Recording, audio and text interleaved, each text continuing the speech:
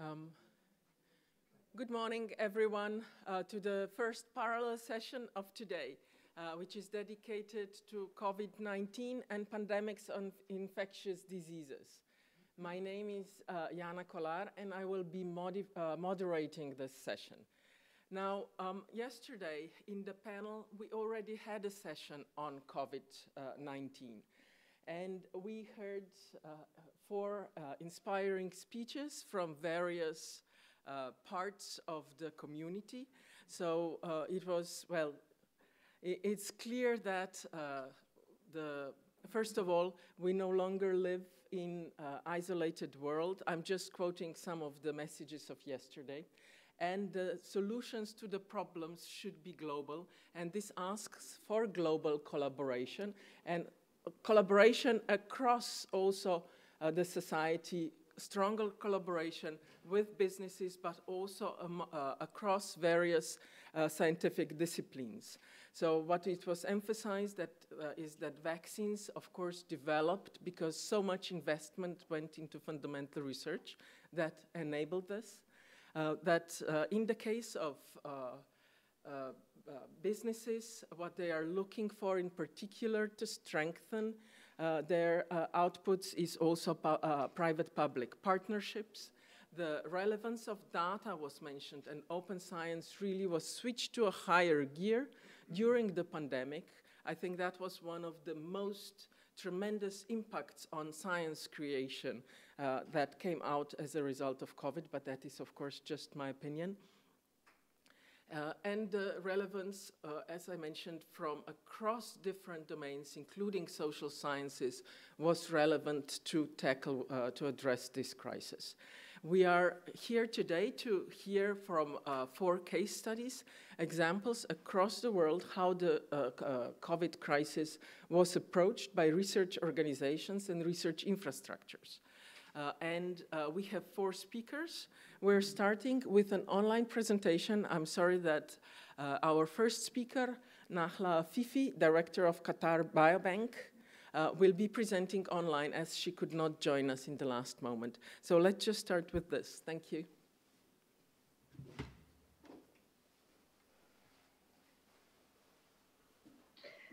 Okay. Hi, everyone. At first, I would like to thank the organizing committee, of course, for inviting me to present the role of Qatar Biobank and within the COVID-19 crisis. And also, unfortunately, I wasn't able to attend and present personally due related constraints for the same topic, as we have some of our staff, they got COVID last week. So this is, so in general, I would like to start with next, please. I have, yeah. Qatar, to introduce Qatar at first, that Qatar is a small peninsula within the Gulf region with a population of around 2.7 million. The local Qatari are around 300,000 representing person, representing around only 12% of the population, and the rest are expats coming to work in Qatar. The health system in Qatar is a good example for adaptation for the presence of due to presence of the academic health system since 2008, which brought the academic and health care providers into a partnership working together. So all partners are in board, including the Hamad Medical Corporation, where all the hospitals is governed, and the Primary Health Corporation, Sidra, and also the universities, medical universities, Qatar University and Weill Cornell. Also, we have a national medical and clinical record system. All private and governmental hospitals are using it as Cerner. And the state-of-art infrastructure research institutes, and also the presence of Qatar Biobank with deep longitudinal profiling of more than 36,000 participants. Qatar Biobank, as it was established in 2012 with a clear vision and mission to initiate or establish a platform, a research platform to provide researchers and physicians with high quality data and samples to enable them for implementation of precision healthcare for benefits people in Qatar region and worldwide. So in Qatar currently, Qatar Biobank, we have 5 initiatives. As I mentioned, the longitudinal study, which we started in 2012 by recruiting Qatari participants and long residence adults who stayed in Qatar more than 15 years and follow them every 5 years. The second initiative, which is a study which we have, it is establishing a tissue biobank, cancer tissue biobank, where we will concentrate on for cancer breast and cancer colon. The third initiative which we are is MRI screening, where the participants do for them whole MRI body and brain and also cognitive tests. And the fourth one is the cubic study, Qatar birth cohort study. And the recent one, which I will speak in details today, is the COVID biorepository. All of these initiatives are supported by linking the biobank to the medical records of the participants according to their consent, where we follow them with the clinical data, and also the whole genome program, which is responsible for the whole genome sequence of the data for all our participants. We are ISO accredited for QMS for QMS 9001 and also for ISMS 27000 since 2014. Also, the infrastructure, we also are CAP accredited, and we are seeking the biobanking ISO accreditation 20387, and hoping that next week we will have the audit and hoping we will succeed too. For this infrastructure, as I mentioned, we collect for all studies, we collect comprehensive phenotypic data started by everything we collected in the biobank is electronically within our premises. I will explain why.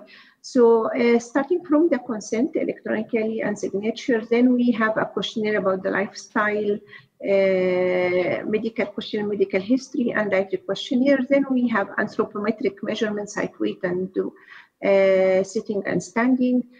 Also, we do ECG, we do ultrasound for carotid and carotid artery. We do IDEXA imaging. We collect blood, urine, and saliva. We have 18 steps within the biobank. The visit is around 3 hours. And then at the end of the visit, this first visit, we have a questionnaire, eligibility questionnaire about the MRI. If they are eligible, we book them for another visit where we do MRI, brain, whole body, and scanning, and also with the cognitive test CANTAP for attention, psychomotor speed, and executive function, and episode memory. So the blood which we collected, half of the blood we send it to the hospital where we measure 66 biomarkers, and the rest we divided into 3 identical plates for storage for the usage of the researchers. As I mentioned, we have more than 36,000 participants already recruited in the biobank, and we have more than 2,000 we already start following them after 5 years. For following all of these 5 studies, our labs is fully equipped within the same premises with automated robotic system for traceability of the samples and also for the quality, starting from blood fractionation, DNA and RNA extraction, quantification, cDNA system. We have also live cells, PBMC, cryopreservation, DNA fingerprinting, and gender determination. And also we have the storage, as I mentioned, for liquid nitrogen storage and the automation -8. So for the COVID study nowadays, lately we have 3 arms of the COVID study. The first arm, which I will explain more, is the disease arm, where we recruited participants from different sites outside the biobank, where we transfer our activities totally than what is designed. And also the second arm is that we are responsible, as we were identified as a central and national center, to distribute the samples for sequencing for different waves for the COVID-19. So, and we keep one sample for researchers aliquot for us. We have 3 sites for sequencing of the virus within the country. And the third arm, it is the vaccination arm, where we recruit participants when they got the first dose, before collected samples and data, before the first dose, then before the second dose, then 2-3 after the second dose, then we follow them quarterly for 1 year. So for how we transfer our work totally for COVID biorepository, establishing COVID biorepository, that as everyone knows that COVID started in China in 2019. In Qatar, the first case was identified in February 2020. And in March 2020, we got the message that we will stop operation from our premises and we have to work from home. So we started the discussion, and as we were identified as we are a national biorepository, start to establish a the discussion of COVID-19 biorepository, and the Qatar Biobank will be responsible for this task. We prepared a protocol and we submitted for the IRB approval in April, by end of April, and we get the approval. Then we have to transfer all of our operation to start collecting samples for the COVID biorepository.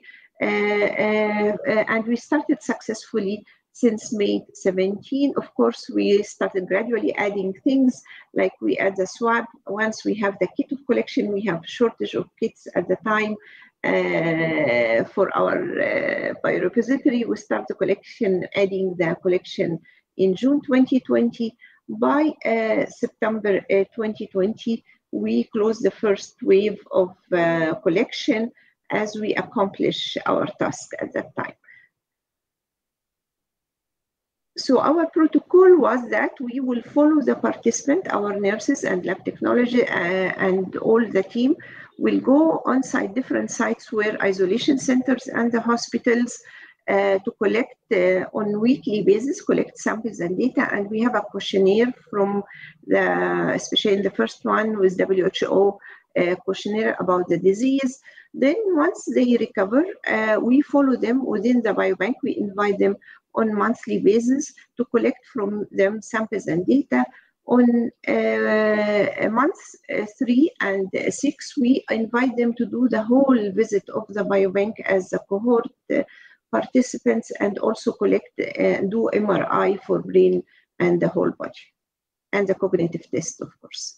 So what we succeeded that within, as a summary, within 5 weeks, Qatar Biobank transformed all its operation to facilitate the national COVID biorepository project, and main aim to maintain the high quality of service.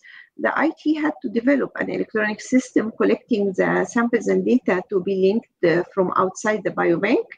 The clinically oriented staff, our staff, we have to train them for the COVID, to recruit COVID patients, and wearing the PPE and all the requirements. Medical review system scientific, they are the one who manage the recruitment process from different sites. And also our communication team participate in even for delivering the PPE for the different sites for our staff. And also our research access office designed the COVID access portal for the researchers to request the proposals later on.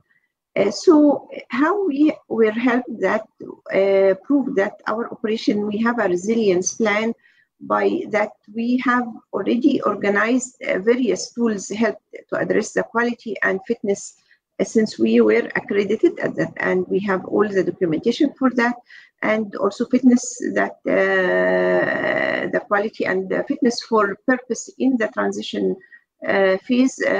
We facilitate the implementation by we have an organization, clear organization plan. We have a flexibility of decision. I have the decision, took the decision to start this, and all was supported higher management. We have a best practice guidelines. We have targeted tools for with the infrastructure we have, and we have standards to follow. Our model that in general as requirements, we already have a risk management system. So we have a mature practice. We have for crisis management, we have also a well-developed and supported legislation and license in operation within the biobank and training courses. We have health and safety requirements as CAP accredited, and we have to follow them. We have a business continuity plan in case that we have a disaster recovery plan, and how we will attend what we will do. Then finally, we have also, as I mentioned, disaster recovery with provision of biobanking systems and technology. So in general, we have, of course, all of us, we have challenges, and we have to overcome these challenges at the time. We have the opportunity, the continuity of operation. The main challenge, we have to find a project that our all staff, we have more than 60 staff to work on it, not sitting on home. So we trained our staff to handle this emergency situation. Also, we have a disruption of supply chain. We have challenges for getting the PPE, and as I mentioned, even for swabbing at the time, because everything was directed. So we have built communication with the hospital to provide us with from the storage that we provide us with what is needed. And we have adapting a new remote reality that we collect from outside our premises, as I mentioned before. So some data which we have, we already, for the COVID patients, we have more than 2,000 participants recruited from different sites, as mentioned. Most of our participants, 50% were male, nearly, and 50 female, and most of them, they are within the age of working between 20 to 40 years old. We have more than 50 different nationalities recruited within the COVID study. Most 50% of they are Qatari and other different nationalities. Most of our participants about their profession. For the females, most of them, they were housewife, and most of the male, they were working in our architectural building and civil works as laborers and engineers, where the first wave was hitting them hardly. Then the most symptoms which we have noticed that they have fever, then they have fatigue, and then muscle ache, and all of them, and they have cough, loss of sense, 43%, and headache. Those are the most common symptoms with the COVID infection. That our participants usually, they have contact, like more than 40%, they contacted a positive cases previously. So, as I mentioned, that we follow the participants on weekly basis. Once they are on isolation centers, then which we are visit 1-4, and then we follow them on monthly basis until 1 year. So we also, as I mentioned, once they come to the biobank, we review, we collect blood, send it to hospital. Our medics review the reports and the data and refer the participant. Most cause of the participant for referral when we follow them is due to diabetes and like uncontrolled diabetes. They knew that they have diabetes, and there are high percentage of people who develop diabetes after COVID infection. And the other second cause of referral is due to dyslipidemia, high cholesterol level, and the third one due to thyroid function test and abnormal liver function test. The red bar is for the new cases which we found that participants, they didn't know that they had this disease prior to visit to the Biobank.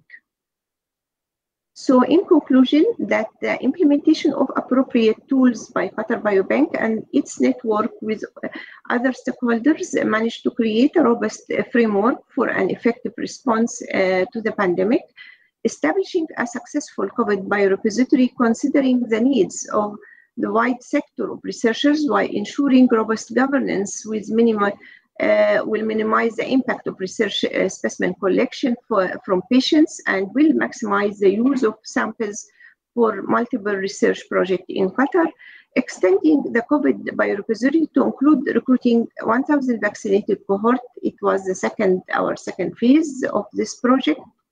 And so it is now the time to consider lessons learned from the current global challenge we all are facing, the COVID-19 pandemic, that the Biobank is an asset for the public health infrastructure in a country to provide precise diagnosis and treatment. Biobanking services provide fundamental information essential for understanding the variations of the individual susceptibility and the response to illness that will lead to support of implementation of precise health care in the country. So at the end, I would like to thank my team in the Biobank, and especially the one who transferred in different sites for location for collecting such and doing this great job. Thank you all for your listening. Thank you, Mrs. Thank you, Mrs. AFIFI. The way we are organizing this session today is that we will listen to 4 presentations and have a panel discussion afterwards, taking also your questions. You can already submit the questions. I will see them here in the iPad.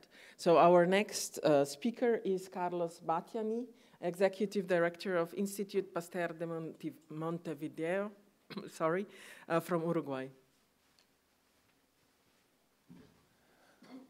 Thank you very much. I would like to, well, good morning. I would like to thank the organizers for the opportunity to present the work that we have performed at the Institut Pasteur Montevideo.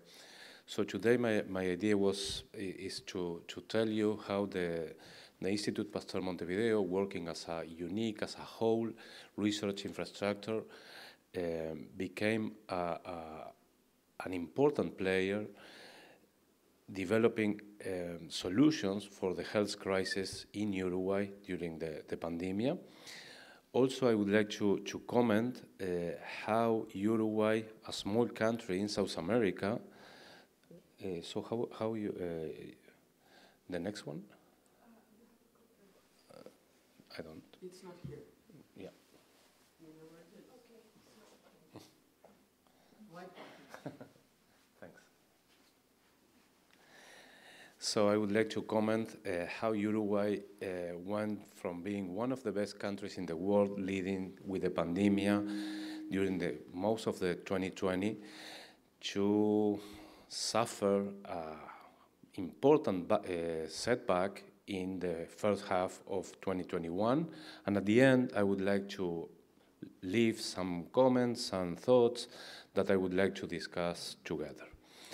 So let me tell you a little bit about Uruguay, a small and rare country in South America, and things that I think are important strengths. And before talking about COVID-19, I would like to let you know that our previous epidemic in Uruguay was 70 years before. That was in 1950, about the polio epidemic. And perhaps one of the main points is that we have a very small population density, only 19 inhabitants per square kilometer, we only have a big city, if we can call a big city, a capital that has 1.5 million persons, and all the other cities in Uruguay have less than 100,000 inhabitants. We are very proud about our national integrated health system, where everybody has the same right to receive the same treatments, and everybody in Uruguay has a medical doctor very close to him. At the very beginning, when the crisis began, we started with 19 intensive care unit beds per 100,000 inhabitants, and comparing to Germany that had 30, France, Italy, and Spain had around 10. So Uruguay was very well positioned in that way. We ended with 27 intensive care unit beds. We only have one international airport and 2 international harbors. Perhaps our main risk or debility is our long natural border with Brazil. That is a 600-kilometer long natural border, and it is very difficult to control the way people is going back and forth from Brazil to Uruguay. The D-Day in Uruguay was the 13th of March of 2020, and at that time, Uruguay started with only 100 tests for performing the diagnosis of SARS-CoV-2.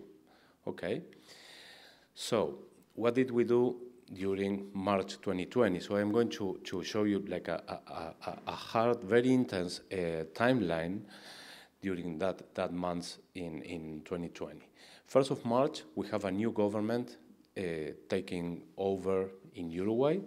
The 2nd of March, luckily, we had a board of directors of Institut Pasteur of the American regions, where we were able to listen about what was going on at that time in France and also in Asia by different directors of Institut Pasteur, and we received one simple but very important recommendation. They told us, hey guys, you have to develop your own tools because the international sales chain of tests, medicines, and everything we were going to need is going to be cut. So you are not going to be able to buy outside your country what you are going to need for deal with the crisis. The 3rd of March, we were invited to assist to the first meeting of the National Emergency System that was called by the Minister of Health. And in that meeting, I just comment on the advice that we received from our international colleagues, and I think it was very important, really important. 10 days after, the first 4 cases arrived to Uruguay, and the authorities, very rapidly, they closed general activities and asked all our people to stay at home, but they never set up a mandatory quarantine. We prepare the Institute for the worst scenario, but always trying to avoid to shut down the Institute. 7 days or 4 days after, a weekend was in the middle, we tried to keep essential institutional activities going on. In particular, the whole animal care unit with a contingency plan was developed. And also, we completely moved the mission of the Institute in order to help and to carry out things that we thought that we were going to be successfully and were requested in a way by the national authorities. So we really redefined the mission of the Institute, and we work all together as a global research and development infrastructure in order to develop 4 main programs. First of all, we needed to develop a national RT-PCR diagnostic kit to diagnose SARS-CoV-2 to the virus. Also, we need to help our authorities to create a public network of molecular labs in order to carry out the diagnosis. We also developed a serological test at the beginning to help to perform diagnosis, but it ended up helping us to analyze and to quantify the immune response of patients to the infection or to the vaccines. And we perform real-time genomic surveillance all the time during these 2 years.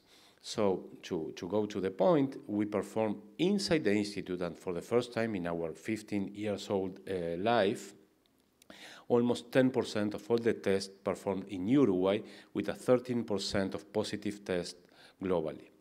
Also, we developed the ELISA kit, and that allows us to analyze the immune response in clinically relevant cohort.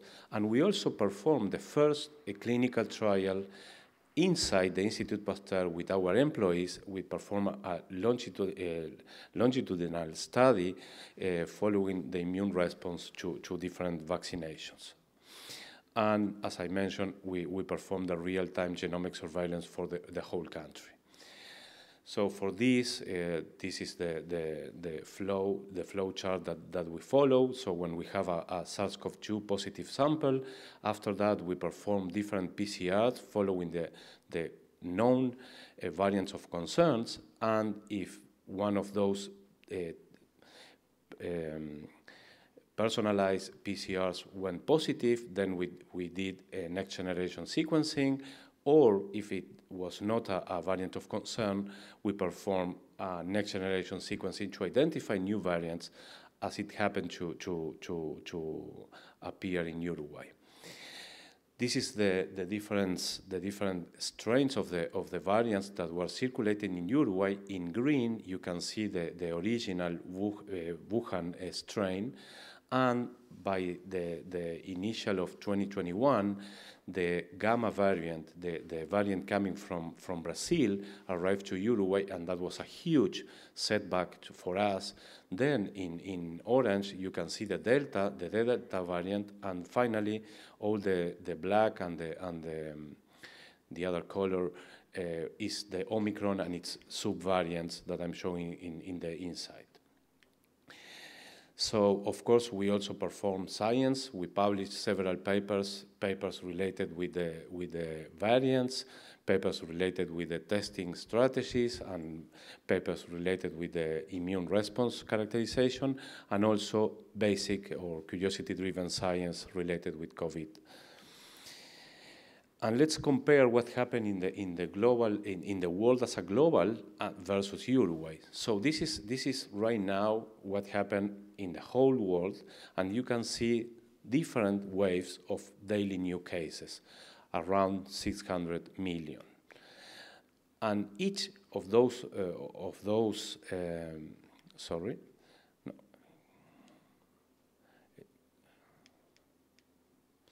So each of these waves in the world was followed by a wave of daily death.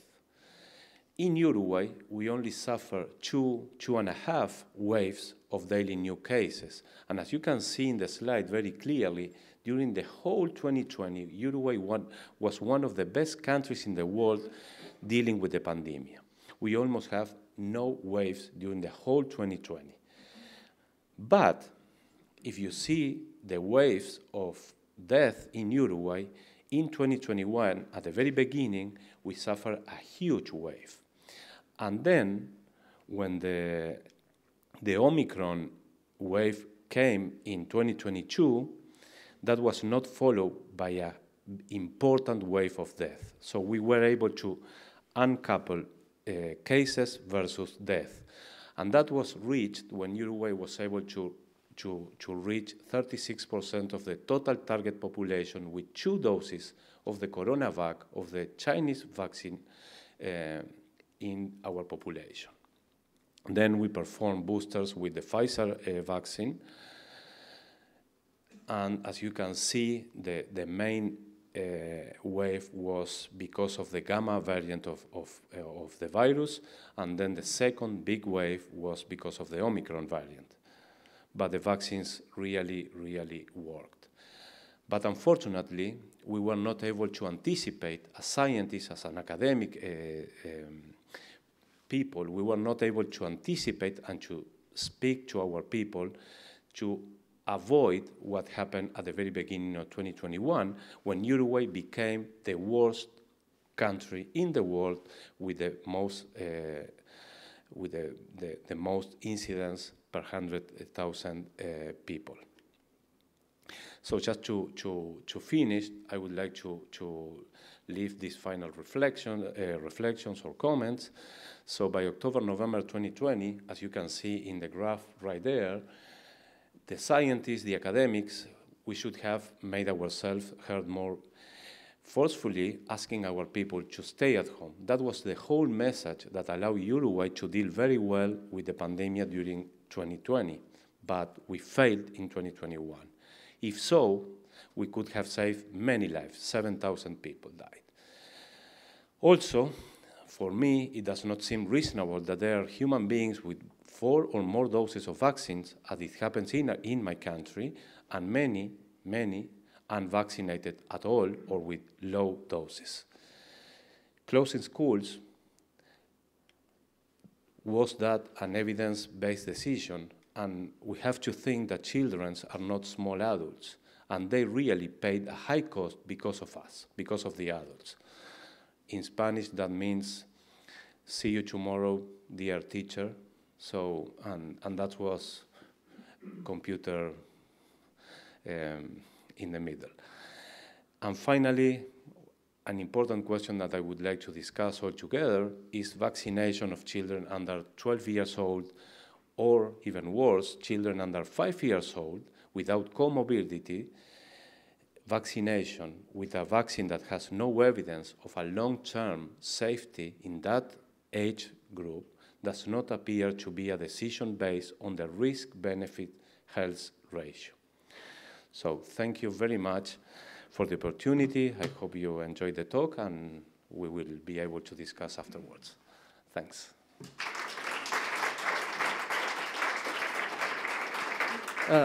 Thank you very much. The next speaker is Ewan Harrison, Deputy Director of COVID-19 Genomics UK Consortium.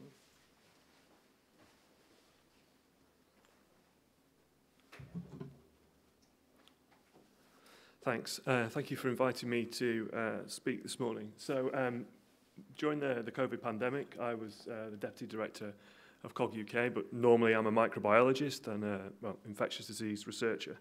So I'm going to talk to you today about how we built a national infrastructure during the pandemic. You're going to see a timeline in March 2020 in a very similar way. So just to set the scene, really, and I think this is with a view about how infrastructure is important.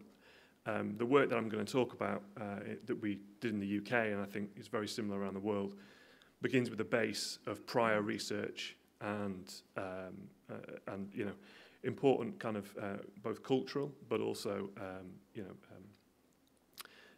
I think there's a very deep interest in this topic already within UK science. So there'd been a long-term interest in pathogen genomics in the UK, and I would say this was particularly in my institute. The Sanger Institute was a major strength of our institute. We've been carrying out influenza surveillance, has been in public health in the UK for a number of years, and there have been deep studies of hospital transmission. There's also a large number of researchers who've been involved in global response to things like Ebola, and also Zika virus. Scientists who were part of our consortium got a camper van and drove around Brazil sequencing Zika to understand the outbreak there. So there was a real deep interest in sequencing of pathogens. Also, what's quite important, I think this is a cultural issue, and we'll come on to kind of data sharing. For a long time in the UK, our major funders, ICRI, which is the government, and Wellcome, both have insisted that we've always make our genomic data publicly available. So that was deeply rooted before the pandemic began. And I think that's really important in terms of data sharing. So in the first part of my talk, I'm going to talk about how we basically went from 0 to 3 million genomes over a space of a couple of years. And as you can imagine, it involved lots of whiteboards, lots of Zoom meetings, and lots of time spent in an institute when everybody else had gone home. So in March 2020, you can see here on this timeline, at the top here, you've got the number of cases that, the average number of cases that there were in the UK. So we had our first case at the end of January 2020. And in the beginning of March, there was a phone call made between a number of UK pathogen genomics experts who said, basically, we should start thinking about sequencing the virus. And really importantly, the UK government's chief scientific advisor and chief medical officer were very supportive of this and basically said, get on with it. So there was a meeting on the 11th of March at the Wellcome Trust where it was decided, yes, we were going to put together a genomics consortium, and then basically over a weekend we were told to write a report and submit it for funding. So we wrote a proposal over a weekend, submitted it, and then we're basically told, get on with it, you're going to get funded. And this was hugely important. This meant that the whole process could begin. And within 12 days of that meeting, we had genomes from multiple centres, and we submitted our first report to the UK government on the picture of the virus circulating. During this whole rest of the period, until the 1st of April, when we officially began, the whole infrastructure and its basics were formed and the work began. So this is how the COG-UK looked. We had 16 regional sequencing sites dotted all over the UK. We had one central sequencing hub at my institute, the Wellcome Institute. Also, the 4 UK public health agencies were involved. And as I mentioned, the really early funding, both from the government, which was in total about 35 million euros, was really essential for us to be able to just say to people, get going. Don't worry about the money, you can get going. It was all administrated out of the University of Cambridge, and the director was Professor Sharon Peacock, who is a clinical microbiologist. So what was critical here was with the particular view to infrastructure, was the existing UK sequencing infrastructure. As I said, there's a very strong genomics base, and we had multiple levels of kinds of institutes. So we had very small university sequencing labs who were part of this. So places like Belfast and Sheffield, people had somebody with an Oxford nanopore sequencer and a couple of people, and they could sequence 100 or more genomes per week. We then had small to medium scale genomics facilities that were, some of them were commercial, they operate commercially, but they're also research institutes. They could do 1,000 or 2,000 a week.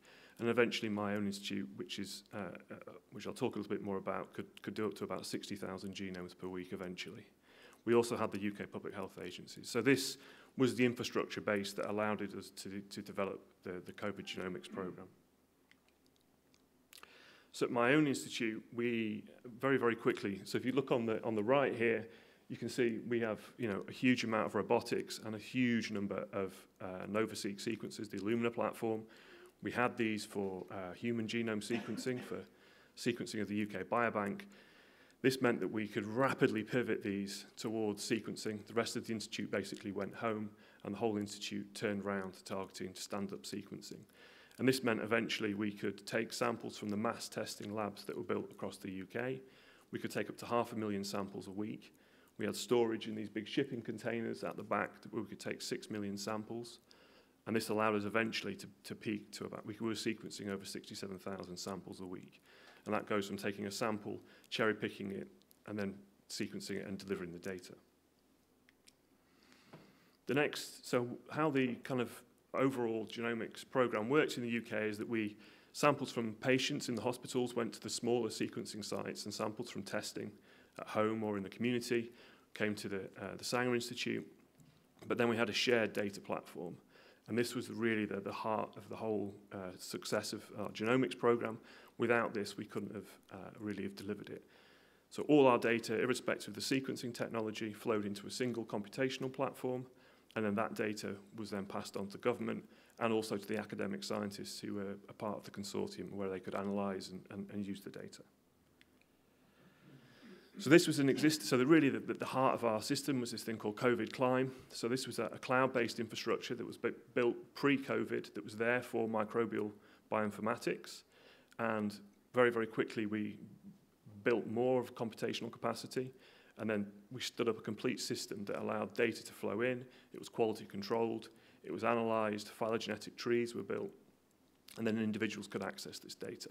It also had an automated upload to the European Nucleotide Archive and to GISAID as well. So basically, somebody sequenced, the data went in, and out came an analysed genome at the end. And this was really critical to us being able to do this.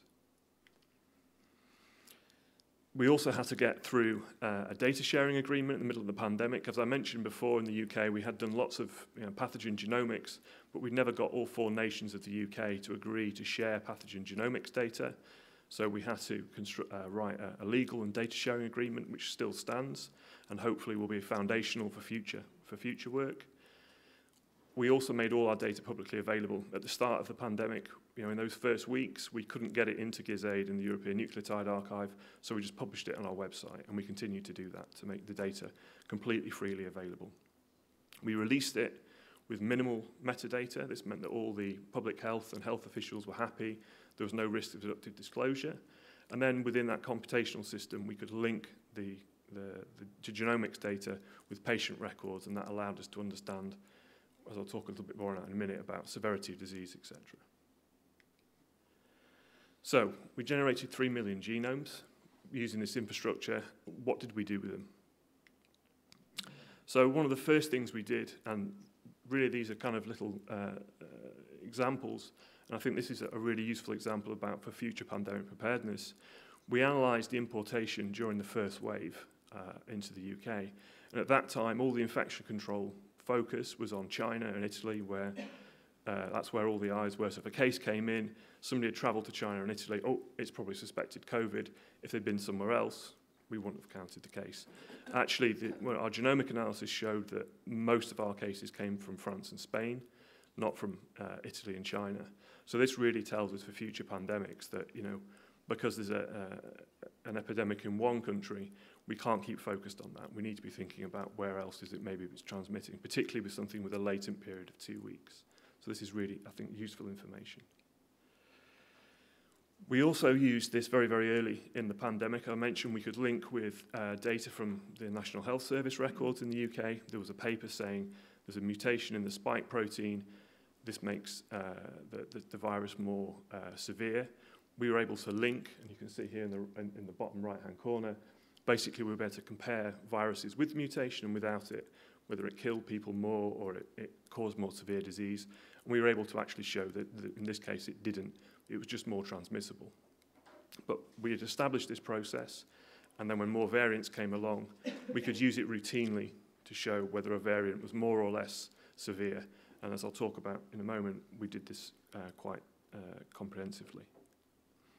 We also used it at a local level. So within a hospital within Cambridge, where I work, we used it to track transmission within the hospital and identified, for example, that the minibuses that were bringing patients in for kidney dialysis were hotspots of transmission. So very, very quickly, we stopped patients coming in minibuses. They switched to taxis. Transmission stopped at an at-risk group of patients. So it was very, very easy wins using genomics. We also used it to assess a testing program within the university, and we showed that within that program, it was actually completely working to prevent transmission within the university. So again, for future pandemic preparedness, a testing program is appropriate to prevent transmission within a university of a potential unknown pathogen, which is, again, lessons for future pandemics.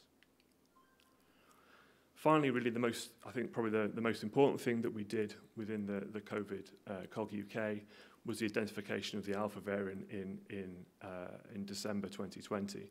So we've been sequencing at this point, obviously, since early March 2020. Everything was kind of starting to really begin to work. And then just before Christmas 2020, the number of cases in one part of England was going up, whereas the rest of the country, it was going down. And because we had this routine genomic surveillance operating, we could go in and say, this is a particular variant of the virus. We found that, so you can see here, there's a phylogenetic tree, that's a family tree of the virus. You can see that red line, that shows that the two populations are quite distinct. We identified that it's had 23 mutations. One of them had been previously identified in South Africa, really again showing the importance of this operation globally. Scientists around the world looking at the virus. And we were able to then very, very quickly estimate using linkage with data to patient records, but also with testing data to show that this was transmitting much faster and it was likely more severe. And that enabled our government to implement measures and governments around the world to be forewarned that something was coming that was worse than we'd already seen. And you can see this is where the point we were at the end, where we could track variants on a very, very low geographical level, and this is something that we do routinely. So just to finish off, obviously now the UK programme is part of a wider global community, and there's a huge effort around the world that similar genomic programmes have been stood up using very, very similar things. Academic research infrastructure has been turned towards responding to the pandemic, and I think that's been a hugely successful thing.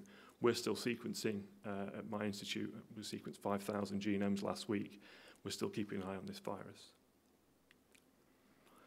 So to the future, just to finish off, really, I think this is my kind of message from what I learned during the pandemic, is that the infrastructure that we had, although it was really, really useful, it could have been better.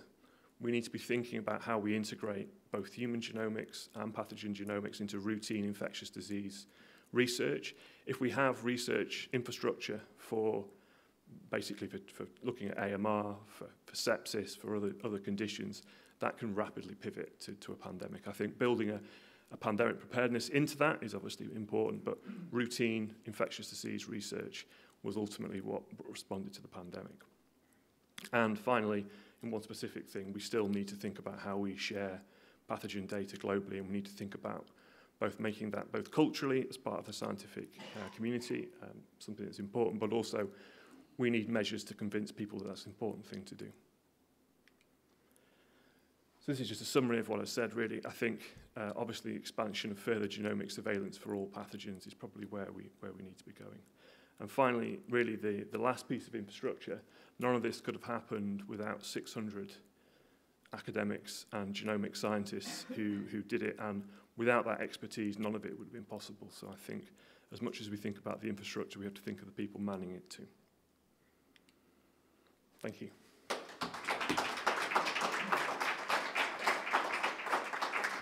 Thank you. So our last speaker, I invite to the floor Caterina BISCARI from ALBA, Synchrotron in Spain.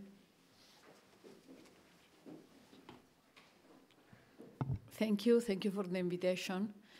And I will mention not only my facility, but the European facility, the European synchrotrons also. But let me start with ALBA. ALBA is a synchrotron in Spain, in Barcelona, and we provide instruments for research in academy, in industry, in life science, in chemistry, material science, in electronic and magnetic structure of matters. Just a few numbers. Is a facility which is in operations since 1 decade. We have 10 operating beamlines, 4 beamlines in construction, and we are 200 people, but we receive more than 2,000 user visits per year. And we have a community of more than 6,000 users, of which half of them are from Spain and half from around the world, mainly from Europe. And our science is, I would say, 50% on life science and 50% of material science. Of course, we open our instruments for the research in COVID-19, and we have mainly 3 instruments. One is the beamline of macromolecular crystallography, then small angle scattering, and very important, the tomography, soft X-ray tomography beamline. And we are now opening this week cryo-EM, which is not synchrotron, but it's an electron microscope in the same institution, and this is done with partners. And of course, this is also an instrument very important for the structural biology. Here there are some examples of proteins solved with ALBA instruments, and I wanted to show this one, which is the tomography of a cell infected by the virus, where you can follow up how the virus enters into the cells, and this is a very important instrument, which was there, of course, as was also mentioned by the previous speaker. You need the instruments ready to be open when the urgency comes, and this is one of the examples where you can have tomography of full cells without cutting them at the level of 30 nanometer resolution. And ALBA is one of the many synchrotrons that there are in Europe. We are inside LIPS. LIPS is the League of European Accelerator-Based Photon Sources, and this includes synchrotrons and free electron lasers. We are almost 20 different facilities spread around Europe. 2 of them are international, and the others are national facilities funded by national government.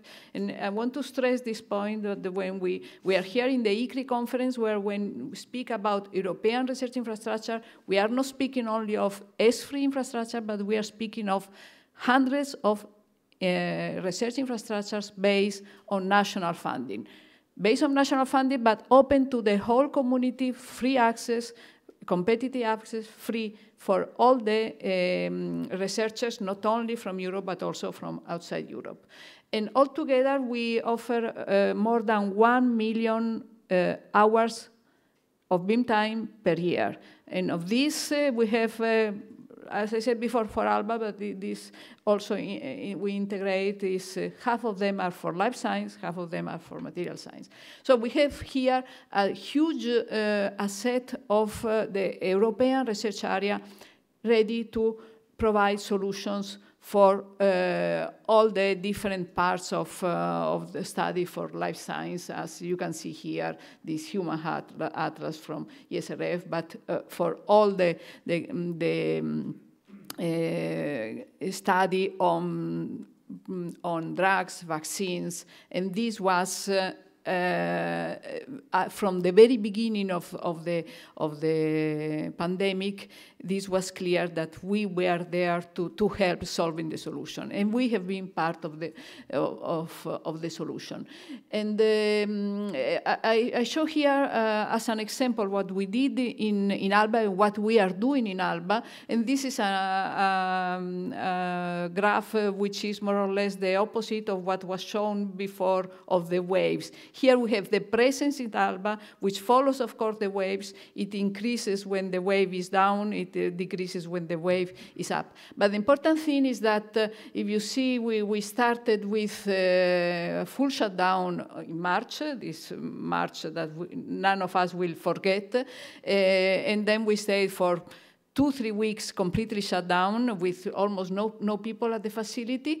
And then there was a pharma company which was asking for our beamline on macromolecular crystallography. And then we started the facility with very few people, but opening only that beamline for a few weeks. But then, of course, the other beamlines came up. And then since summer, since June 2020, we started the full operation, but with few people at the facility.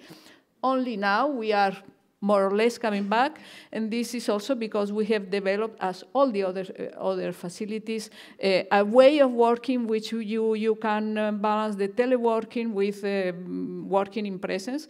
This helps also in finding solutions when people need to stay home for COVID or for whatever reasons. And so this is, now we are, let's say, in normal operation. The important thing is that during the 2020, in spite of the few people in the facility, we had a decrease of the beam time total of 20%, but we were able to perform all the experiments that were already scheduled for that year, with a huge involvement of the people from the facility, of the scientists, of the support teams, with mail-in, with remote access, and making all the experiments possible.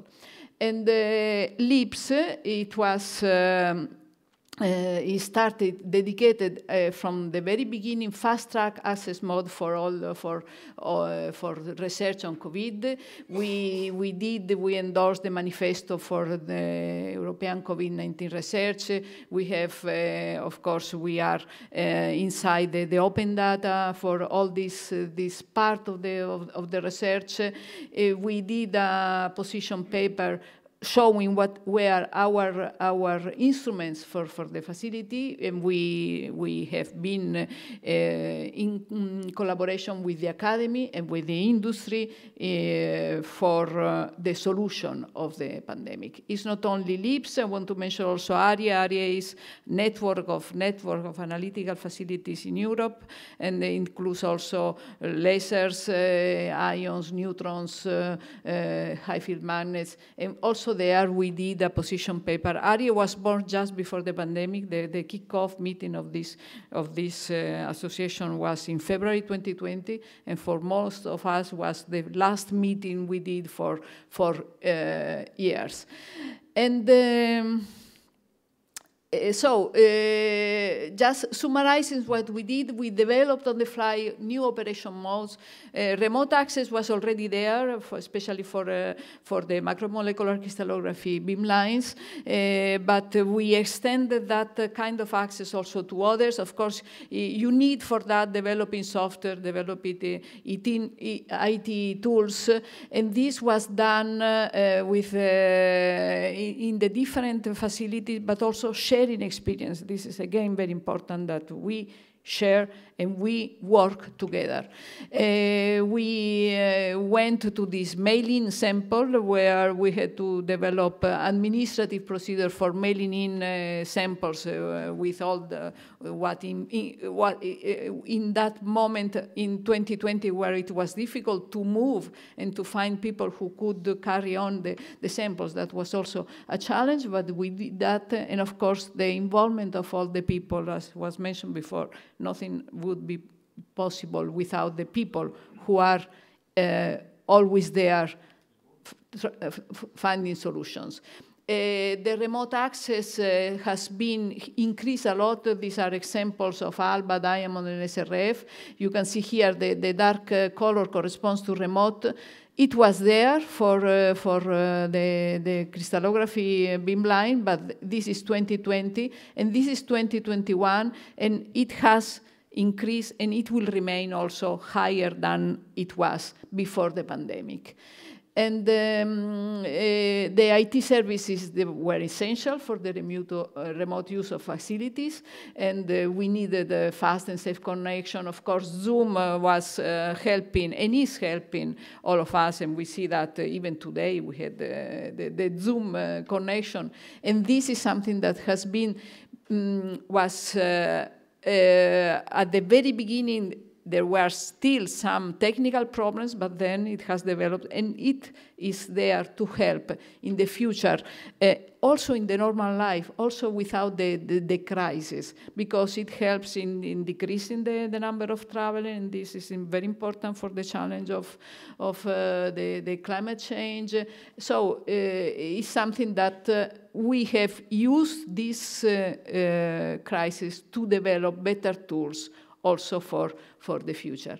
And so, of course, the remote access was very helpful, but as we know, not everything can be done on remote. You need the people at the facility. There are many experiments where you need the connection, the personal connection between the users and the scientists in the facilities, also to develop new ideas. We see today here, it's not only hearing the presentation, but it's what happens outside, what happens in the coffee breaks, and this is the same in the facilities. You need really the personal interaction. So having both ways of working is the best, is the most productive configuration for the future. And I want to mention always in LEAPS what we have developed several programs, but there is one project in particular which is this digital LEAPS, a new collaborative project which was started in 2020 and now has taken shape with 3 different projects. One is the standardization for remote sample handle, so that when any user from Europe can use any facility with almost the same way of connecting with the facility. Then there is this LEAPS integrated platform also for the users. And then one important thing also that has been developed is the remote training and remote collaborative tools. And of course, the COVID-19 research continues, as was shown also by Ewan, is not finished, and we are continuing working on that. These are just 2 examples in 2 of the facilities in Soleil and European XFEL, because we are there to this is something that is not only related with COVID, but extends also what has been pushed by the pandemic is also giving solution to other infections. And to be prepared for the future urgent challenges, not only on health, but also on other topics, in LIPS we have developed what is called ESAPS, which is the European strategy of accelerator photon-based sources, to enhance the collaboration among the facilities, to be more Europe, not only national facilities, but be European facilities, as we are, but enhancing whatever is the development, the technological development, the user service, and at the end, the service to the society. And with this, I finish. Thanks.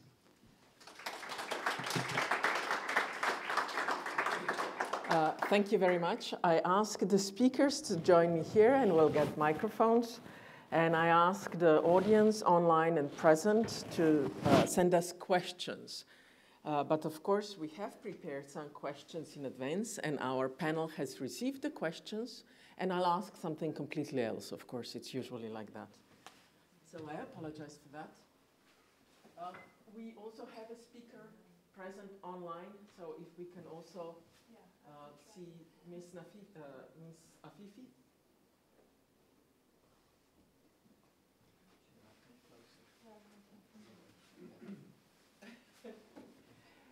Okay. We're still one speaker short. Yes, thank you. Yes, thank you.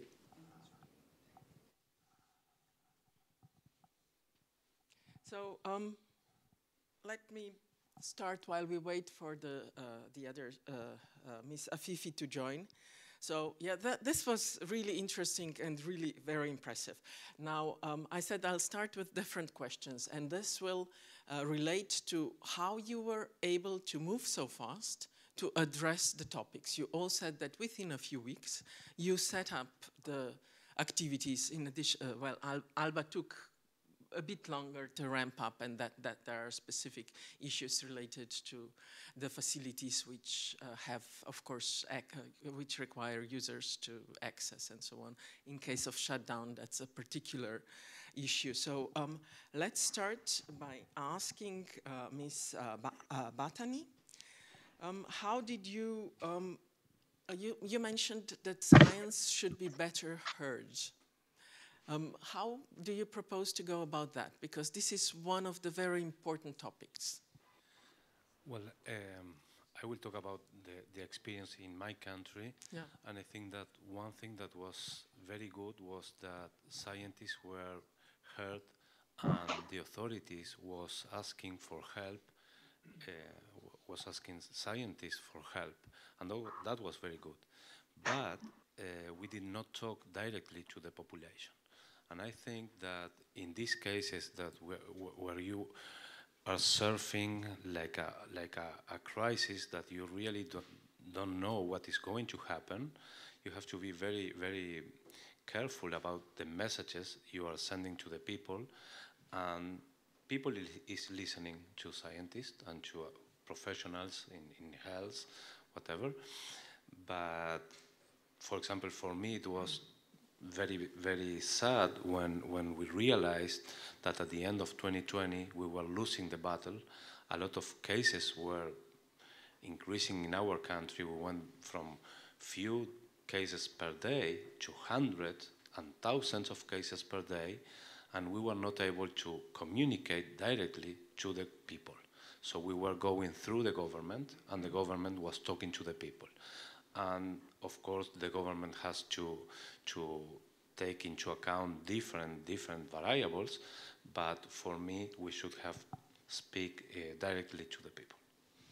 Thank you. And a follow-up question. So in order to set up the activities within a few weeks, have you received additional support by the government or the funders? The most important thing is that the brother of the Minister of Health is a very well-recognized scientist in Uruguay. So I think that, I think that was a breaking water. And so he's a medical doctor, the Minister of Health. His brother is a fantastic scientist, and he really searched for support on his brother. And because of that, he opened a door for the whole community to speak with him. And he's a very open mind, and he was really, he welcomed all the advices that we were giving to him. And I remember the 16th of March, he was going to buy in Korea everything that was needed to perform a test and everything. And we said, hey, take care, because we received some messages from Europe that international sales chains are not working. So why don't we perform or develop our own tools? And he said, okay, let's do that. And he trusted. And you received funds to develop the tools? Yeah, we received huge funds from a consortium from all the countries in the Mercosur, Brazil, yes, Argentina, Uruguay, and Paraguay. Yeah. Thank you very much. Oh, thank you. Welcome, Ms. AFIFI. Now, the same question for you. You have set up activities in 5 weeks dedicated to COVID. So have you received additional funds for this? Have you received instructions from the government to start focusing on this? How was the approach, this early approach, in place in your country? So yes, we as I mentioned, we have the flexibility for decision.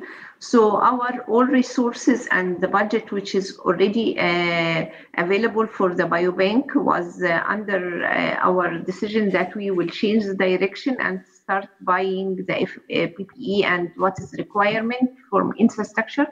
And in addition to that, we received a fund for starting the biorepository that for the COVID as co-funded from the National Health System group. Yes. So this was for 2 years, like for storage, especially. We were responsible for the distribution of all the virology lab for sequencing and the traceability of samples and storage of this and the consumables. So it was partially covered. It was 50% from the Biobank and 50% from the government. Thank you. So 50% you could redirect from your current activities towards, yes, the COVID case, which, yes, brings me to ALBA. So basically, in your case, you said you developed mail-in samples. You had to develop remote access because it's difficult to have access on the site. How did you fund this? Because this is one of the essential things that need to be addressed also for the future, in the case of future pandemics. Yes, we didn't have extra funds directly for ALBA. At the beginning, we were closed a few weeks because everybody had to be closed. We were forced to do that. And when we received the request from the company to open, I asked directly to the government to be considered an essential service, and they did that, so we could open. And that was very, very good also. But of course, what we did was with our normal budget, where we spare some budget due to not traveling. Okay, we moved that budget to developing tools for the mail-in and for the access. And also we have also our users from Spain. We support their travels and their accommodation. That was, instead of supporting the travel of the user, we use that for supporting the mail-in, yeah, cost. Thank you. Now, since I come in from Europe, I know the situation in Europe better. In this case, European Commission very early issued also instructions to projects that some of the activities can be changed and directed towards addressing COVID research within existing funds. So was this also in Spain with the national funds? And have you used the opportunity, for example, you mentioned PANOSC. Within PANOSC, you used some of the research, you said, the funding available for the remotization of access. Yes, of course. all the projects where we were involved and are still involved, there was this new chapter where there was the agreement or even the recommendation from the funding agencies to use that. And there were also in Spain, not at the beginning, but soon after, there were several calls for projects related to COVID. And there also all the research institutions were able to open new fields of research thanks to new funds coming from the government. So every institution which was able to provide the tools with no extra funds, we did, but there were extra funds in the research. And of course, then there are also, and this is continuing also thanks to the recovery funds, which is a very important part for the research institutions in Spain. Thank you. So COVID research, in fact, made many changes, not just in how we address research, so it will have long-term consequences, but also how it's funded. So just from my personal experience, I used to chair the body of Slovenia's research funding body. And when we were considering to set up a specific COVID call, we saw that Austria, our neighboring country, is setting up a call faster. And within Europe, several agencies have signed up agreements to recognize each other's evaluations. So we have, instead of publishing immediately that call, we invited our researchers to team up with Austrians and just apply to that fund. And in case the projects were positively evaluated, each country funded their own research, which in such a case was also a good way to speed up the funding, because at the end of the day, it's not just the willingness of research institutions and the research infrastructures that try to set up also within their own funds the activities to enable COVID and support COVID research, but also the funders that needed to come up with specific, and the governments with the specific approaches. So thank you very much. So the last one, I left you for the last, Ewan, because it appeared also in your presentation that this was quite well addressed in UK. So first of all, you said that the science advisor very early on said that government science advisor, that this needs to be addressed and coordinated. And Wellcome Trust came up with the initiative also to support the consortium. So what are your experiences with this, and how would you improve on the process? I think, well, we were incredibly lucky. So as I mentioned, both the Chief Medical Officer and the government's Chief Scientific Advisor supported the genomics and basically said, get on with it, and gave us £20 million originally, very, very quickly, which allowed us to get going. I don't think they could have probably done really anything any different. I mean, it was as good as it could have been.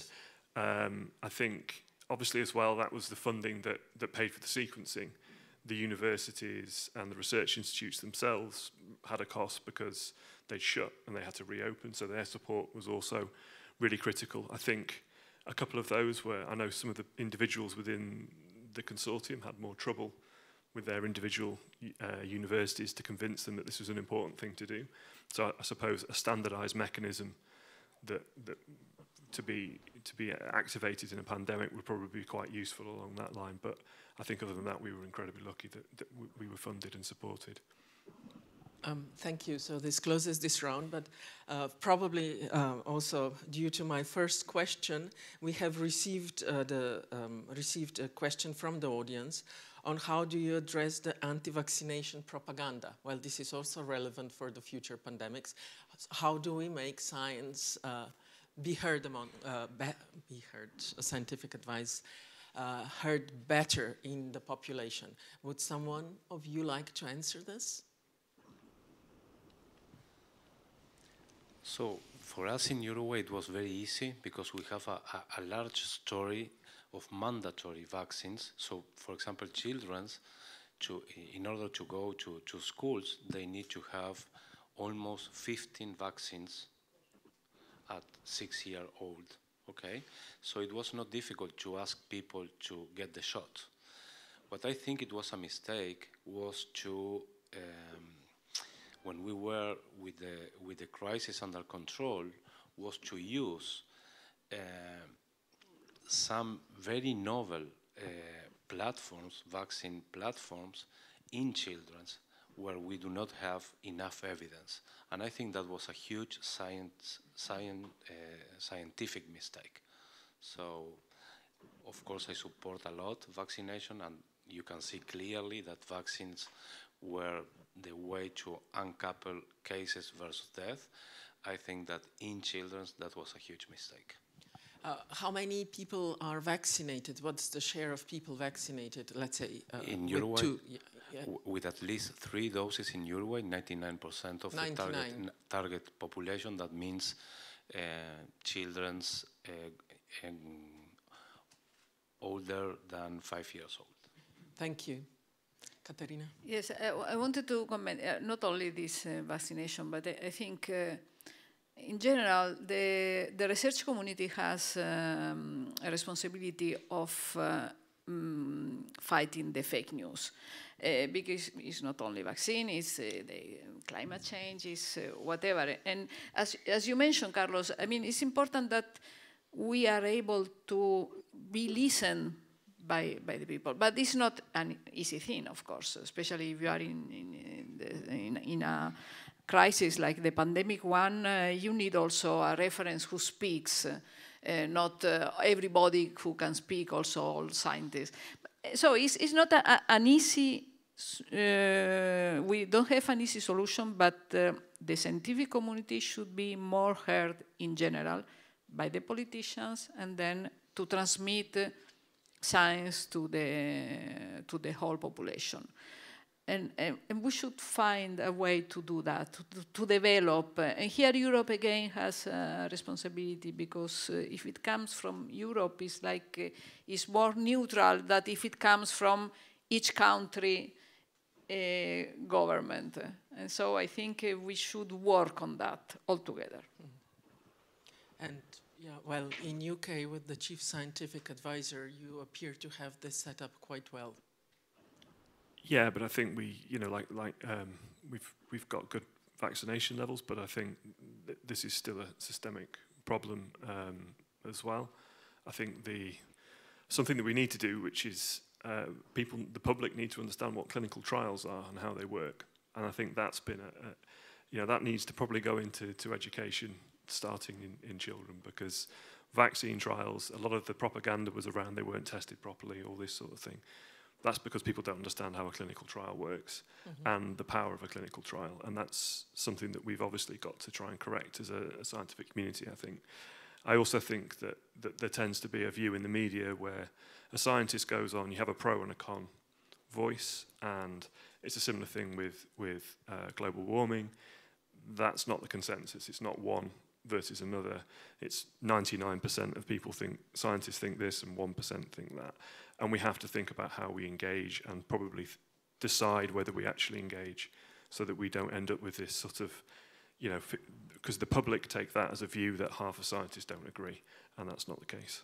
Yeah, well, yeah, thank you. So thank from you. my side, yes, in Qatar, because it's important for trusting the government and the decision maker. It is when the message is released that it is for the benefit of people, it will be, they trust this message. So whoever conveys the message, they have to influence on the public. And the outcome of that, they, as mentioned, that the vaccination plan is successful within the country. So they were it was successful, especially for first and second dose, from the publications and the messages that this is the benefits for the benefit of people. Of course, the incentive that people likes to travel a lot, and there is a constraint that people who were not vaccinated, the 2 vaccines, they cannot travel. So this is another cause for pushing people who are in the middle. They have some hesitant to go for vaccination. This is what's happening here in Qatar as a small country. Yeah. Thank you very much. Now we only have time for the last round. We have 5 minutes, so it should be short. So very briefly, what do you think we need to do better to be better prepared for the future outbreaks? And let's start there. Well, I think open science is very important. Sharing data is very important. Playing as a team is very important. Do not try to be an important player, but rather an important team in a whole way. I cannot assume that Africa was left receiving vaccines and we were giving our 4th shot in Uruguay, and that's because how you deal with the pharmacist or whatever. Thank you. Yes, I mean, the pandemic does not have frontiers, so we should not have frontiers also in the answers. And we have to be ready with the instrument, with the supporting all the research instruments that we have in order to be ready as soon as a new problem arises to have an answer. We cannot develop on the fly the new research instruments. I think from my own view is that we need to spot it before it happens, and the way that we do that is by rolling out infectious disease research infrastructure, pathogen genomics globally, and that means globally. So equal access, every country in the world sequencing has a capability. If they get strange pneumonias, we find out what it is quickly, and that data is shared. And that way is, I think, ultimately how we prevent future pandemics. Thank you. Ms. AFIFI? Yes, I totally agree with the speakers, that all of us, we have to be ready, and we have the flexibility for collaboration, and especially internal or external, because this is a pandemic. All of us in the same boat. Is not like a third country or first country or rich and poor, but we have to collaborate together, and we have to have the flexibility within the country and the management from higher administration to work together to accomplish the task. Thank you very much. So I would like to thank you all for the messages. I think it's they're extremely important for fighting with the future outbreaks. Now, it's very clear that, well, we were all surprised by this outbreak, although you said the last time that you had it is 70 years ago. With the globalization, it's much more likely that we are getting a next wave much faster, and it's important that we learn from the current outbreak as much as we can. And in this case, it's also social sciences that should have a very relevant role. Unfortunately, we don't have anyone from social sciences here, but there's a clear, very strong role to study how to address this better in the future. Now, if I try to summarize some of the messages that we heard, is that the approach changed the way we address pandemic dramatically. It's clear that we live in a global world, that we are not isolated, and that whatever happens in one part will hit us, and that we need collaboration, not just within our countries, but also across the countries. You've also mentioned the data, for example, that need to be shared globally, not just within a country, in order to facilitate the discoveries that could help us. Of course, it's not only about scientific institutions which showed, and research infrastructures, that within weeks they can set up, reorganize, and set up to continue delivering their services and support the research targeting pandemics, but it's also down to the funders. How do the governments and the funders get organized? Because especially in certain, research, the approaches require suitable funding. So it's also very important messages to the funders on how to, that they need to learn how to address this part. And then we also discussed briefly the science communication, because it's extremely relevant.